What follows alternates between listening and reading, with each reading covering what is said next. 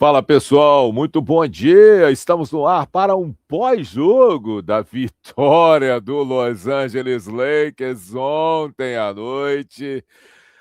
Rapaz, a gente até acorda com um sorrisão no rosto, né? Depois de 3 derrotas miseráveis.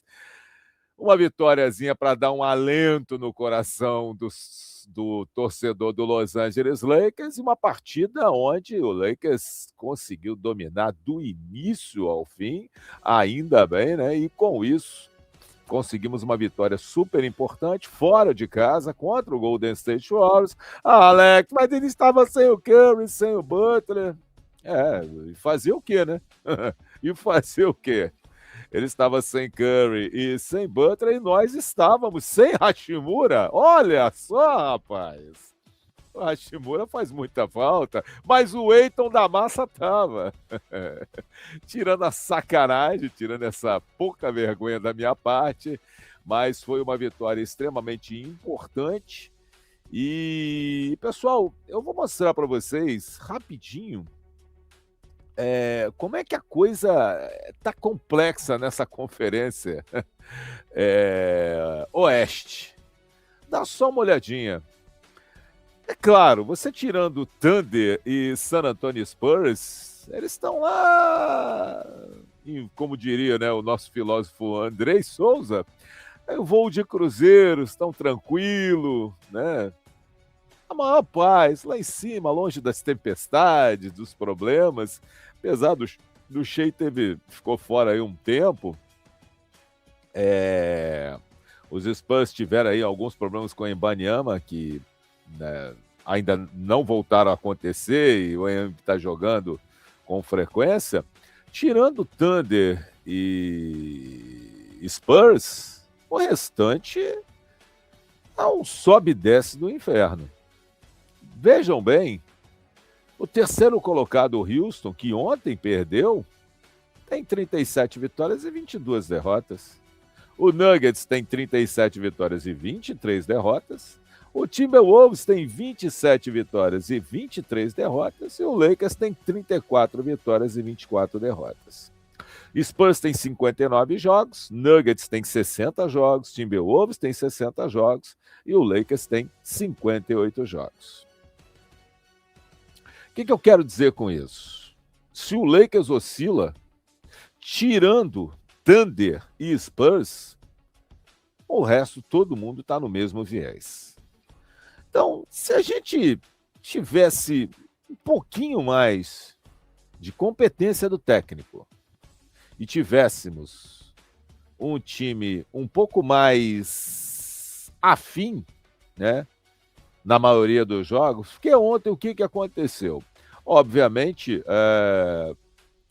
os Warriors, que são um time muito ligado à bola de três, à movimentação rápida, deslocamentos, e muito disso daí, principalmente com a presença do Curry, que é um verdadeiro açougue, uma praga que não tem sossego, né?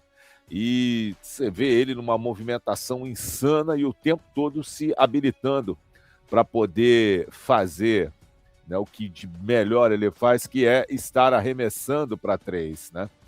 E ontem, com a ausência do Curry, né, que já está fora há algum tempo, e um detalhe, tá? Uma notícia que não é muito boa aí para a Dub Nation, numa entrevista ontem à noite, Curry deixou bem claro que não tem muita esperança de voltar em muito pouco tempo, não. Ou seja, a tendência é que Curry ainda desfalque por mais pelo menos 10 a 15 dias ao Golden State. E se isso realmente for realidade, o Golden State continua e vai ficar sofrendo e muito aí nessa zona de play-in. E ontem uma mudança, né, do que normalmente a gente vê, que é um Golden State consistente na bola de três, o que não aconteceu ontem. 12 bolas de três do Golden State em 44 tentativas e 27% de aproveitamento. O Lakers que tradicionalmente tem ali uma bola de três muito complicada, jogos em que o pessoal se destaca e outros jogos onde a mão está totalmente descalibrada. O Lakers terminou com 46%, matou 19 de 41 tentativas e superou com folga, nesse quesito, o Golden State Warriors. O outro quesito também que o Lakers superou, obviamente com a ausência ali do Al Horford na titularidade e vindo do banco. Al Horford teve 22 minutos em quadra, o Quinton Post, que também joga ali nessa zona de pivô, também foi um jogador que não esteve dentro do que a gente poderia ver numa minutagem maior, só ficou 13 minutos em quadra, né? E o que acabou facilitando, né, esse trabalho na zona de garrafão, que eu acho que deveria ter sido muito mais preponderante, muito mais determinante, e mesmo assim nós cedemos 9 rebotes ofensivos para eles. 9 rebotes. E mesmo o Post em 13 minutos pegou 7 rebotes. E quando a gente vai olhar os números do nosso queridíssimo, né, titular da camisa 5, o pivô titular desse time, 4 pontos, pegou 10 rebotes. Nada mais do que obrigação. Nada mais do que obrigação. E só fez 5 field goals no jogo. E todos eles, né, obviamente, assessorado pelo LeBron e também pelo Luka. E errando lances livres, né, o tradicional. O Lakers que, mais uma vez, em 20 lances livres, só converteu 14. Só converteu 14. É isso mesmo. Para mim, só converteu 14. Não pode um time profissional errar tanto lance livre assim e ter uma média de 70% no jogo de ontem. Isso faz falta em jogos apertados, como, por exemplo, quando perdemos para o Orlando Magic, e também na última partida contra o Suns. Se a gente tivesse matado um pouquinho mais de lance livre, né, tivesse sido um time mais eficiente durante os jogos, talvez, durante esses 2 jogos, talvez a gente tivesse vencido. 7 roubos de bola e 5 tocos na partida, e adivinha, DeAndre Ayton não deu nenhum, o que não é novidade, né? E para vocês terem uma ideia, vindo do banco de reserva, o Max Kleber deu 3 tocos e ainda roubou uma bola. E é por isso que eu questiono ao nosso professor Pardal, ao nosso Davin Ham 2.0, o porquê não dá uma minutagem maior para o Kleber e também para o Jackson Hayes, já que você sabe muito bem, eu sei, o Andrei sabe, vocês sabem, toda a nação Lakers já está sabendo que esse cara não vai entregar o que é necessário. E ele consegue ter 20 minutos em quadra, terminar com 4 pontos, pegar 10 rebotes para um cara que joga contra um time que não tem um titular no garrafão, né? Um titular que eu digo no Golden State, um pivô para bater de frente com ele. Ele estava perdendo. Gente, ontem ele não conseguia pegar rebote com Gary Payton e com Moses Moody ali em cima dele.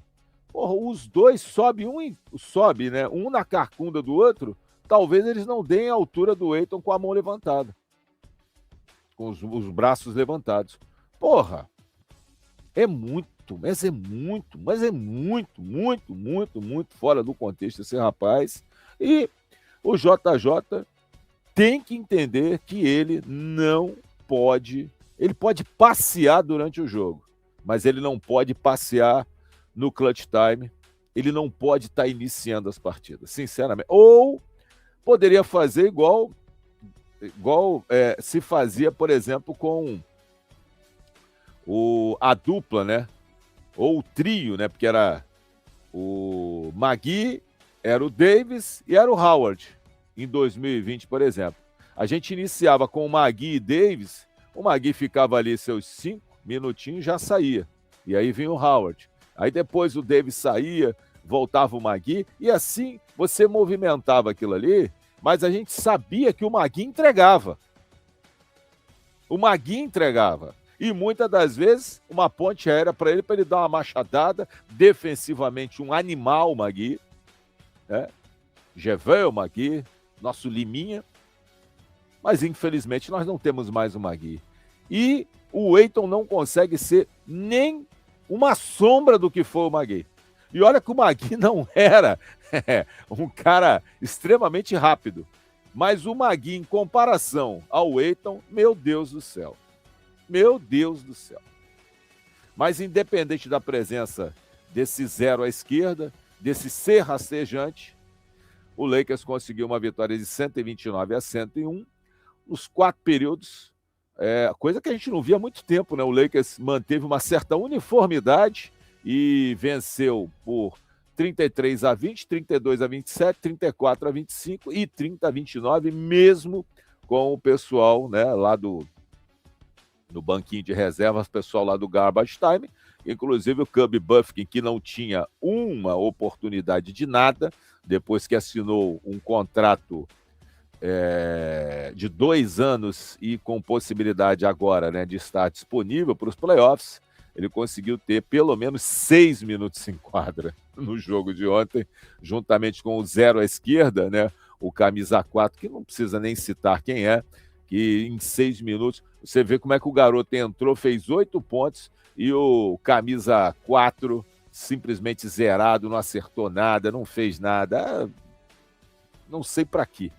Não sei para que ele continua jogando no Lakers, não sei para que ele continua travando a oportunidade de um garoto lá da J-League.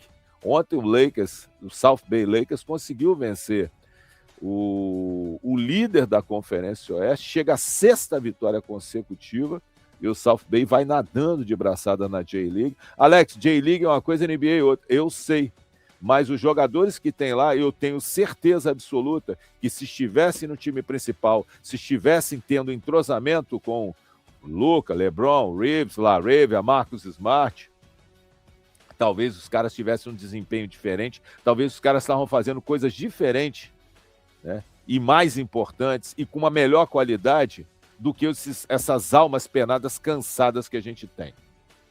Mas é o professor Pardal, Darvin Ham 2.0, que sabe o que está certo e o que está errado nessa brincadeira. Nosso Guilherme ontem passou um primeiro tempo, não acertou rigorosamente nada, mas no segundo tempo uma explosão gostosa.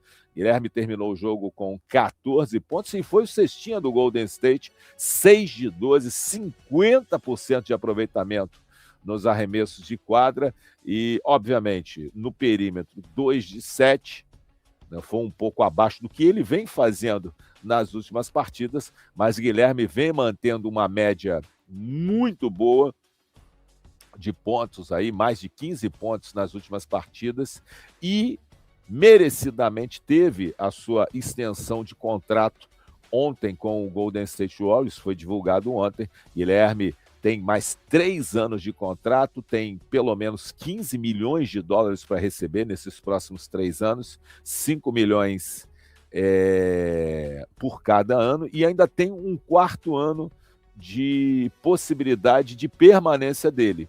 Né? É play option dele, não do Golden State. E aí, é claro, garantia que eu digo é o seguinte, tem um contrato, ele pode, de repente, ser trocado pelo Golden State? Pode, isso aí não, nada impede.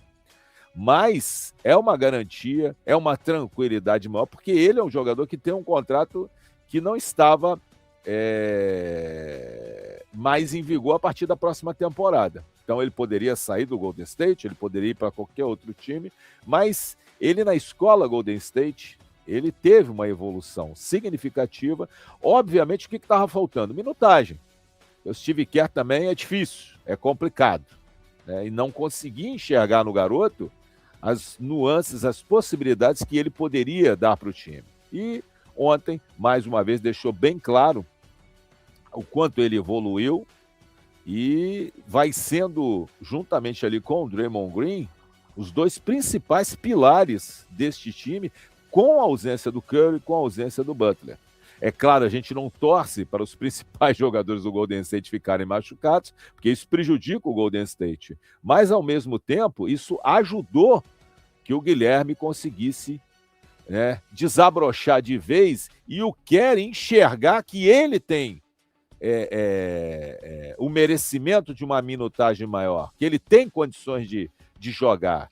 E não só jogar, como está sendo titular merecidamente. Então, parabéns ao nosso Guilherme, isso aí nos enche de alegria, nos enche de prazer de estar na NBA, né, fazendo tudo que a gente faz, essas transmissões, essa coisa toda, e ver um brasileiro se destacando de novo. Isso é muito importante. Ontem a gente até falou que estava o Guilherme, está o Thiago Splitter lá no Blazers, e lembraram, né, que o Leandrinho é auxiliar técnico do Sacramento. Só que o Leandrinho já é histórico na NBA. Leandrinho já foi sexto homem com o Phoenix Suns, Leandrinho foi campeão com o Golden State Warriors, é um cara que tem um nome escrito ali na história do Golden State por tudo que ele fez, e também do Phoenix Suns, numa época que tinha Amar Stoudemire, que tinha Steve Nash, né? E ele, o Brazilian Blur, que é como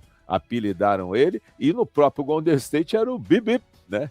Era um cara que, quando entrava, era para tacar fogo, né, no time do Golden State. E ele foi campeão e é um jogador histórico. Só que, né, ele já tem a história dele e a gente quer mais histórias, a gente quer mais brasileiros, a gente quer mais jogadores se destacando, aparecendo nesse mercado da NBA. Por quê? Porque isso é bom pra gente.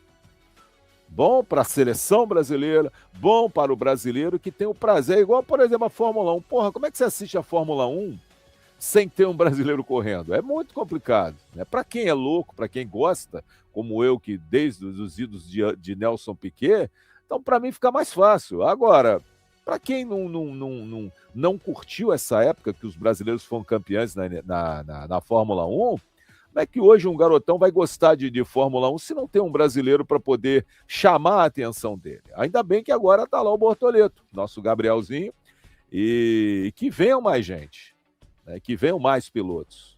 Tivemos épocas de ter 3 brasileiros no grid: Piquet, Senna, Roberto Pulpo Moreno, Massa, Barrichello. Então, a gente já teve um tempo legal. E a NBA é a mesma coisa. Se você não tem brasileiros lá, a gente vai idealizar, a gente vai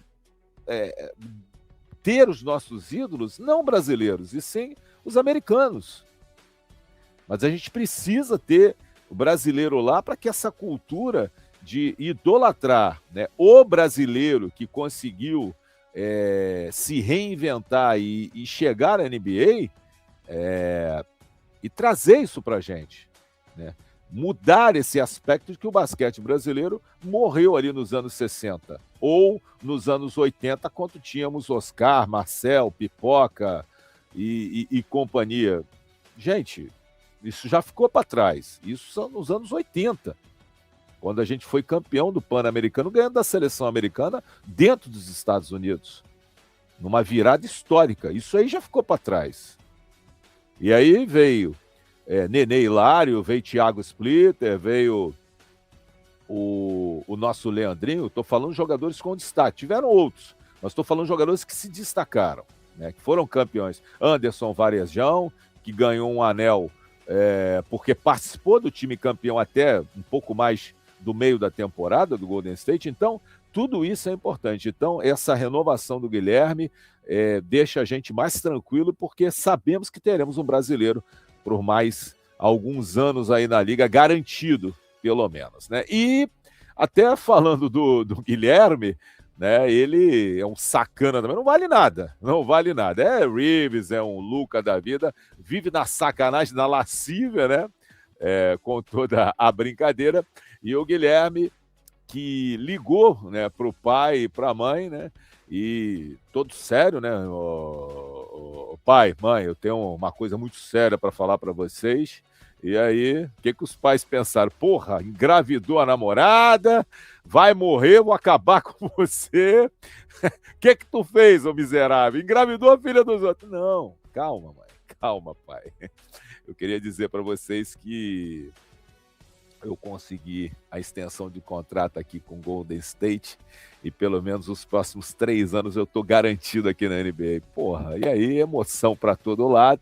Guilherme, que nas últimas 13 partidas foi titular em 9 delas, média de 15 pontos, 5,4 rebotes e 3,6 assistências, né, nessa ausência do chefe Curry, né? Curry que está machucado já tem um bom período. Ele que foi draftado há 3 temporadas, foi o número 55 nesse draft, né?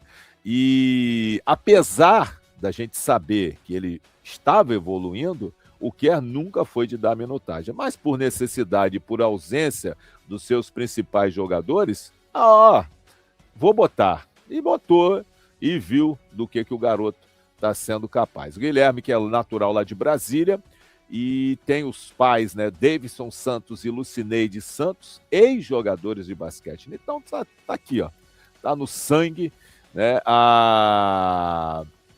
O Davidson, que teve carreira longa na NBB, jogou no SESI, no Araraquara, no São José e no Minas Tênis, e a Lucineide jogou em Brasília, onde vive com a família até hoje, né?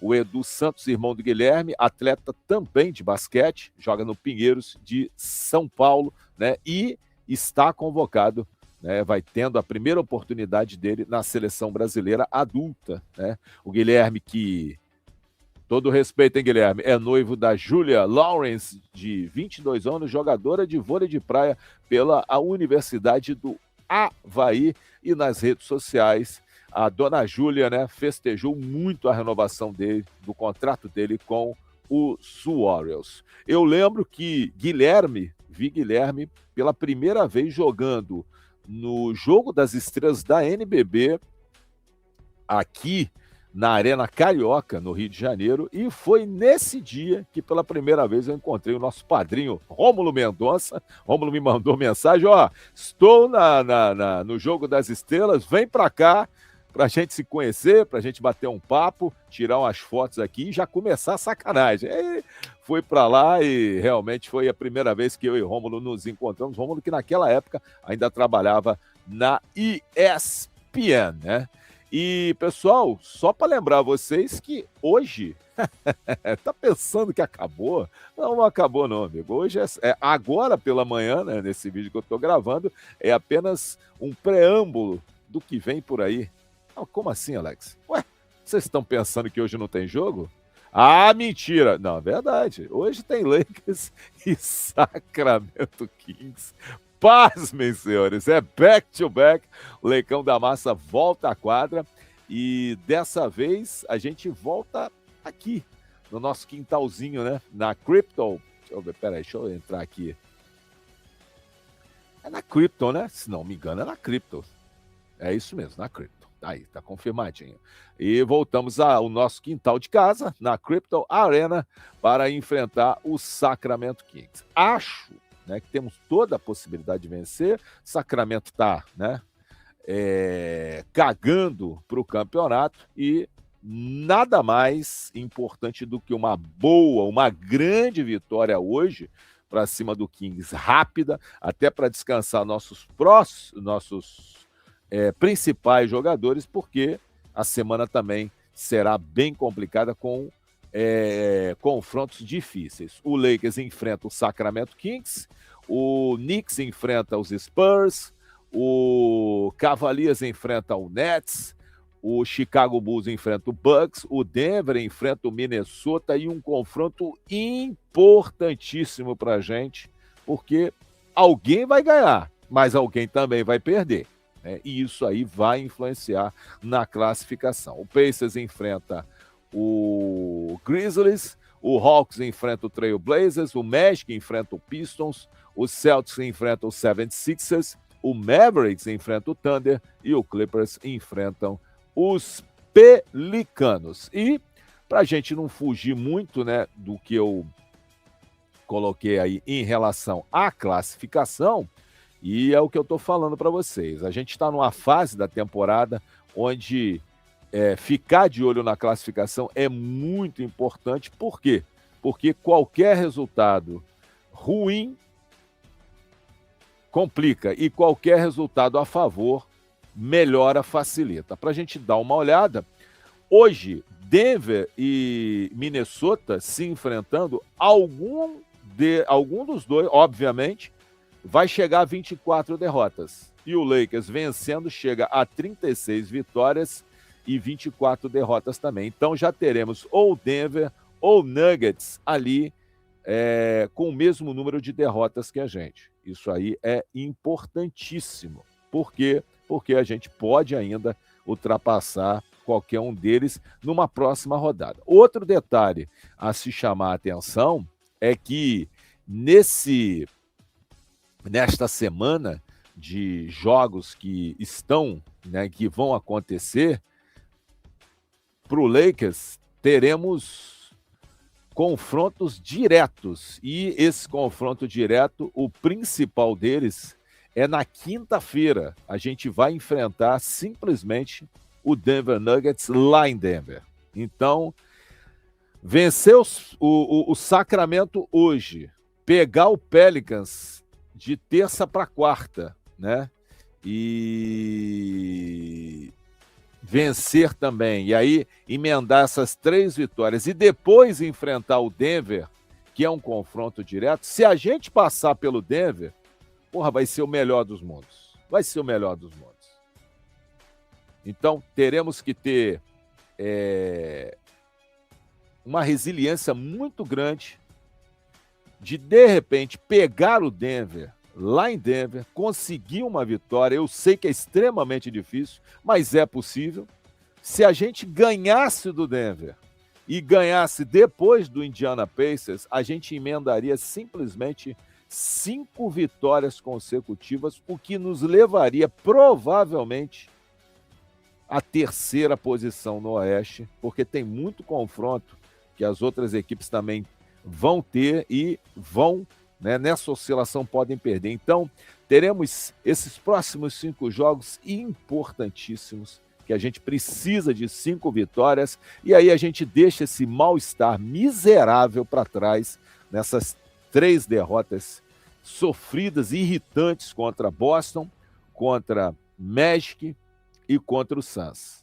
Se a gente nos próximos 5 jogos conseguir 5 vitórias, incluindo lá dentro de Denver, no Colorado, a gente dá uma mudança no astral bem radical e volta àquela normalidade, né? Agora, o que não dá é a gente ver o time jogando sem motivação, sem vontade. Aí complica, né, meu parceiro? Pessoal, até mais tarde. É tarde, né? É literalmente tarde, 23h30, mas estaremos aqui. Lakers e Sacramento Kings, direto da Crypto Arena, em busca de mais uma vitória. Valeu, turma, aquele abraço e já sabe, né? Fui, valeu, tchau, tchau. Ótimo domingo, ótimo frangão, maionese, melhor que tem, né? Ou lasanha, que a lasanha também no domingo é muito gostada. Valeu, turma, tchau, tchau.